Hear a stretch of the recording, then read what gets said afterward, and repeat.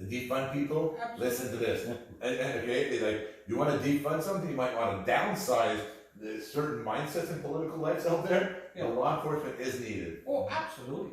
And this is what it is. When we all support police officers, we want them to train more. I mean, personally, it's all about training.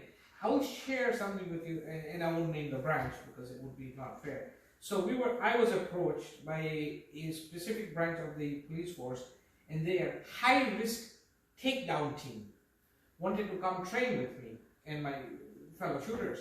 And I agreed to it, and I let them come into the club, and we do a normal competition. We had about 20 shooters. They came and they shot with us. So we had 3 different stages, and what we do is we accumulate time on the 3 stages, and then there's an overall winner or who won the competition. What it took this gentleman's time to shoot the first stage, my top 10 shooters shot the entire match in that time. So it took these guys around 45 seconds to shoot the first stage. It took my top 10 shooters less than that to shoot the entire 3 stages. At the end of the night, they were embarrassed and they never came back. I don't know why, and they just went to prove to us their training. Like, it just wasn't there. Like, there was no speed, there was no accuracy. Maybe they would react differently because they're mentally trained for different reasons. I'm not knocking them down. I think they would be fabulous police officers. But if we just came down to look at pure just shooting skills, it was non-existent. And remember, that's their tools to defend society, to defend communities, and etc. from all those illegal guns. And number 2, and law enforcement that is listening out there, and you said that they didn't come back, go back. Like, you want to be part of this. You want to be part of these communities and groups, because that is your day-to-day. Like, you're going to do this for 30 years, right? The law enforcement, you're looking at 25-year average, right? So for 25 years, if you're a young law enforcement or 10 years in or whatever, you're getting rusty, you know you don't have the training, you want to be part of these clubs and these communities, because that's your day-to-day protection. And let's not take anything away from the police officers. Like No, you said, absolutely not. No, it's a training. Yes. It's the training, because there are some departments out there that don't have the training. Absolutely. And there's law enforcement that will tell you off the record, no, we haven't been trained. And we know that because of different departments, different cuts, and etc. Like, obviously the SWAT teams, the true units for the OPP, the tactical units, Well, they're fabulous. that's what they do all day. We're not going to touch them. That's their training is that, and that's what it's supposed to be. We're referring more to the regular beat officers. Absolutely. 200 rounds a year. That's That's the every certification. 5 minutes. Yes. A match. So say that again. Sorry, I interrupted. So, from what I understand, a normal officer on the street gets 200 rounds a year to qualify and to use their firearm, to be proficient with. We shoot that in a night. When I went to the range in the Carolinas, I shot that. Oh yeah. Right, I shot that, and that's easy. And because you want to get better at what you're doing, right? And you want to beat yourself, and you want to compete against yourself, right? So I can see that easily. So, and you're saying that's what your numbers are throwing out there is probably the average, right? And even if it was 3, and even let's go 3 times that or 6 times that, it doesn't matter. Imagine that's your day-to-day job. Imagine you're a school bus driver, or a transportation driver, or a pilot, or whatever, but we're going to make you do it only 10 hours a year of training, right? Absolutely.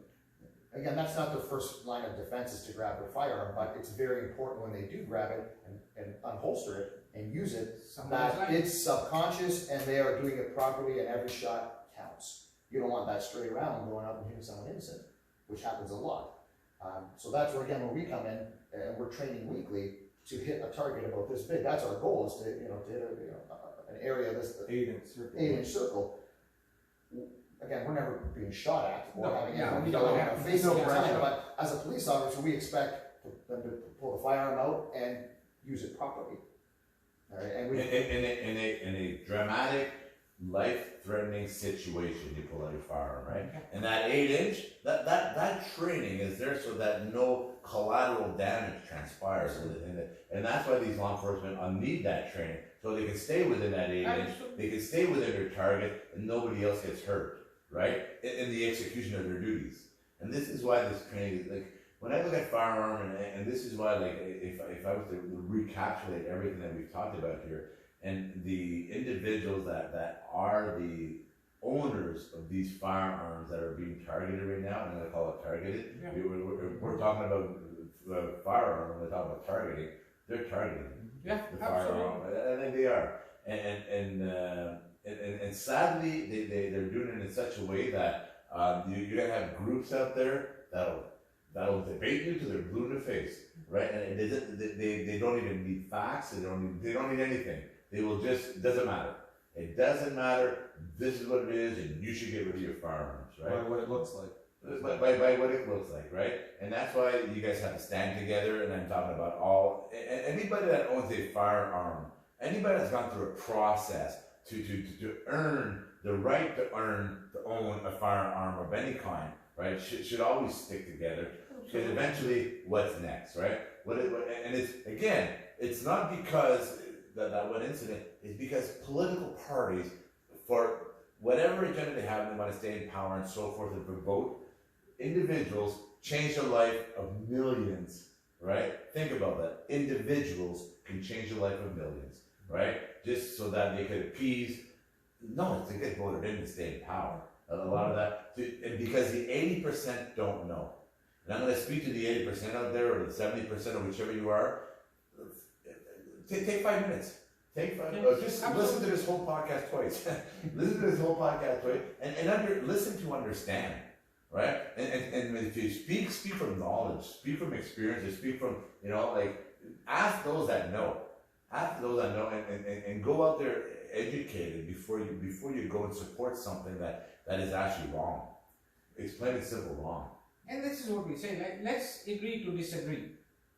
Everybody has a hobby. I'm not here to encroach on your hobby, not to tell you, oh, John, you can own this, you can own this. No, this is wrong, this is wrong. No, you have it's everybody's rights. I have a right to own a firearm because I was certified for it, I paid for it, I was licensed. Nobody should come and tell me, oh no, you can't own that, you should own that. Why? I'm certified, I'm trained, I should be able to. I haven't caused any issue with it.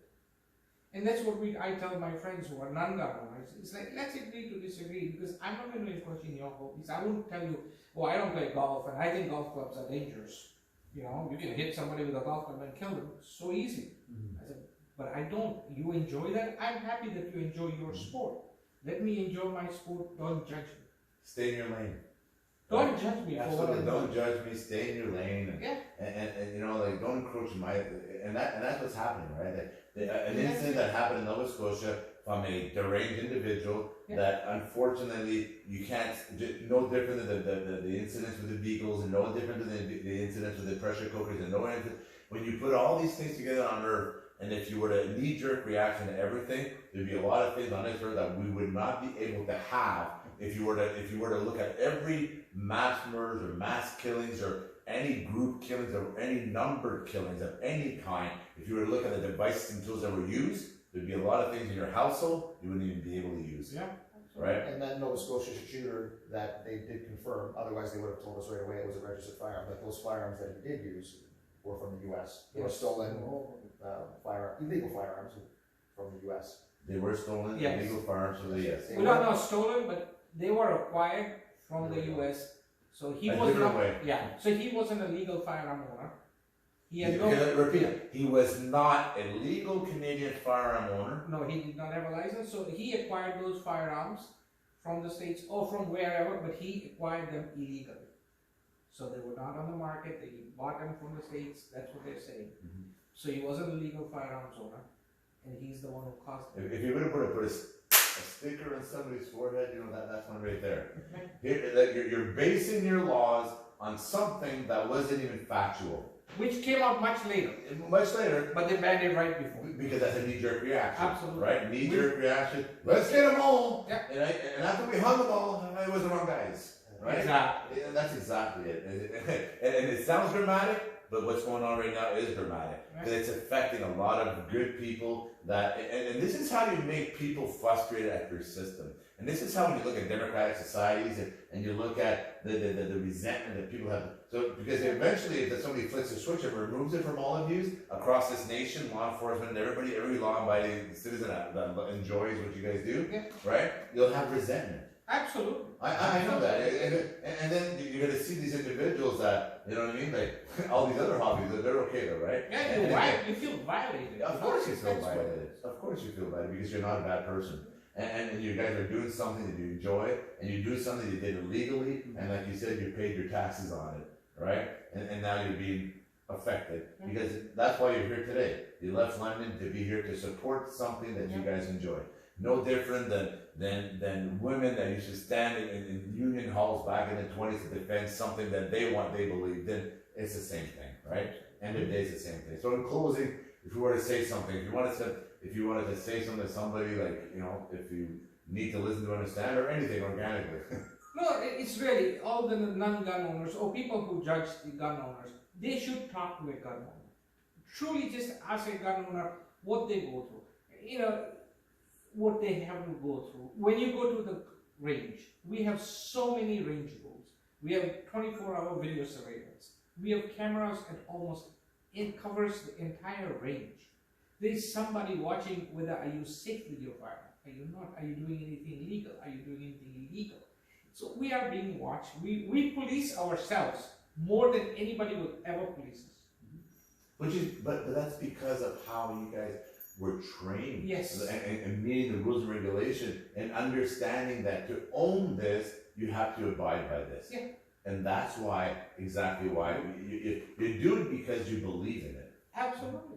Everybody wants to do the right thing, as they say. We don't want that one person to ruin it for the rest of us on that range. Because if the range gets shut down because something happened, that affects 500 people. We can't fire, we can't shoot now. So the club we belong to 500 has people, 1,500 yeah, exactly. people The on club one we have, club. yeah, we have 1,500 members in our club. Never had a shooting incident ever. So the highest concentration of firearms at any given time would be at a gun range. So I'm going to speak to you as a health and safety inspector in the background and in my back days. When you say 1,500 members, never once an incident, right? Yeah. That's a testament to itself, right there, right? And the proof is in the insurance. The insurance agent, the insurance company values gun ranges at the lowest risk. Right? Our insurance rate is the lowest in the whole industry. Wow! Congratulations. Yeah. No, but that right there, and again, and if you're taking notes here, these are all key things, right? When you look at that, because the insurance would love to have you be a higher rating because they're going to make a lot more money on you, right? But they can't based on facts. Based on facts. Based on facts. So as Paresh said, don't talk to a politician about firearms unless they own firearms. Don't talk to a member of in the states, Congress. I guess the state's a little bit different, but your local mayors or councilmen or something. Talk to a firearm owner. The actual one. Don't assume that anybody, you as a PAL owner or a licensee, that you can just go into a gun shop and buy a gun. It's not that easy in Canada, and that's how the media makes it seem to be. Talk to a firearms owner. Ask the right questions. Ask any questions you want. Yeah. We're always willing to give information. We're always willing to help and set the record straight. We'll take you out shooting. Yeah, we'll take you out shooting. Come on out. Yeah. Actually, I will share one thing. One time I was asked by a friend that he was sitting on a committee with the union reps. So that we had 2 female union reps, and they were actually representing the Stinson Securities at that time, right? So this union rep, they didn't understand, they were against firearms, absolutely against. So he goes to me, he says, Paresh, would you please take them to the range one day and just see if they can change their mind or they can at least experience what it is. So I took this lady, there were 2 ladies, middle-aged, I have to say around the 30s age, married. And we went, and I assumed, I'm taking them first time, I'll give them a 22 caliber, which is, a very light shooting firearm, doesn't recoil at all or anything. So the lady shot for about 5 minutes, maybe around 30 rounds or 40 rounds. And then I had taken an AR-15, which is the Armor Light Rifle 15, which is the gun that is banned, right? Which is banned right now. And I said, would you like to try that? And one of them looked at it and says, oh yeah. Believe it or not, I'm not lying, they shot 400 rounds out of those rifles because they loved them. They shot 400 and they would never touch a 22. They wouldn't even ask me to show them the 22. They said, no, that rifle's good enough. And they shot that rifle 400 rounds and they loved it. And guess what? They went and took their pals. And it's what you said, Nick, right? Come to the range. Yeah. And that, like in December when I was there, I had a great time. I've never taken anyone that left unhappy. Yes. Yeah. Right? They had new appreciation for the sport, what we do. An understanding. and Understanding. appreciation. Yeah. It's a weird request when someone comes, hey man, do you, that's what I ask, hey, do you shoot? Do you wanna shoot? Do you hunt? It's a question I wanna ask, because some people are like, oh no, you know what, yeah, I do. Get someone interested, and now it's another person that's, within our community that can back us, like, the power in numbers, right? So some people don't know they have the option.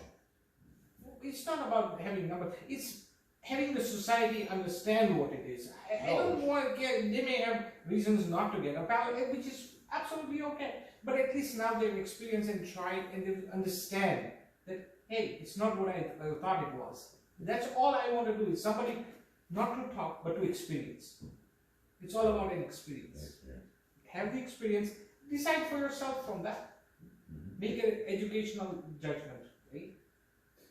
So when I'm gonna wrap this up, and I look at equality for all, right? And then when I listen to you guys today, and then what we're talking about, and you look at individuals and staying in your own lane, and people have their own hobbies and their own thing, and that's equality for all. And if I look at you as gun owners, the equality is you guys met all the rules and regulations. You did it properly, you did it through the law, you paid your taxes on it, and now you're gonna be dictated on what to do with it, right? With arbitrarily. Yeah. And if I look at equality for all, that is definitely not equality, right? And the same individuals that are writing these laws, they're pushing them for their own agenda. If you were to tweak it and it does something that would affect them personally, they'd be in the exact same chair as you and advocating why it's wrong for them, right? If you go back to the equality for all, during the march, we all noticed that there was a Harry Potter convention or meet downtown. So everyone was dressed up. There are people that are Harry Potter, maybe fanatics, fans, and they were all marching. They had the little society thing going on, and we're marching. And I noticed on the side, somebody asked, "Hey, what are you guys marching for?"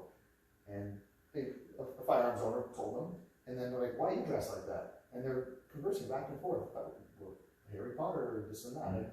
No, they didn't say, oh, guns, or Harry Potter, are you weird? Like, equality.